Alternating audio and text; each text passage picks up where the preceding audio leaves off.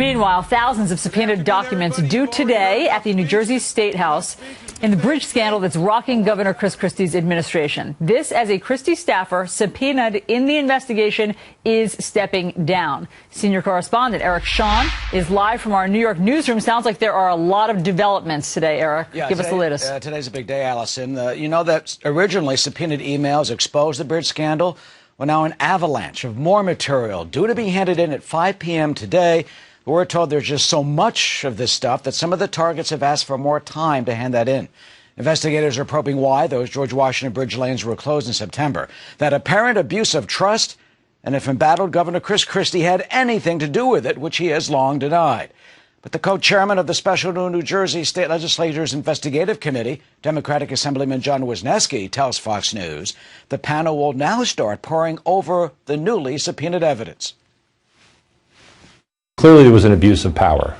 For what end, we're not really clear, but we know there was an abuse of power. We have to, the fact that there are now 5 people who either have resigned or been fired doesn't stop the possibility of this happening again. Well, Assemblyman Wisniewski also wants to try and find out more about that claim from the lawyer for this man, David Wildstein. Wildstein, the former Port Authority official who carried out the closings, and that letter said, quote, evidence exists. Governor Christie knew about all the closings and is lying about it. Well, the governor's office also denies that, too, and sent this scathing email attacking Wildstein, saying, in part, as a 16-year-old kid, he sued over a local school board election. Bottom line, they say, David Wildstein will do and say anything to save David Wildstein.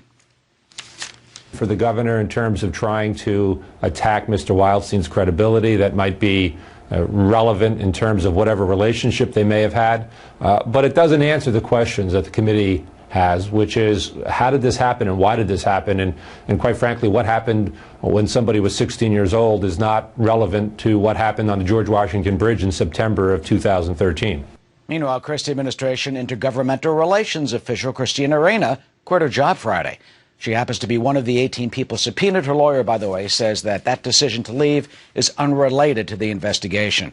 And after all of the subpoenaed material is reviewed, officials are expected to start public hearings on this scandal. Those hearings to be held in Trenton sometime in the next few weeks. Back to you. Oh, wow. So big day and big next few weeks. Eric, thank you. The relationship goes back to grade school.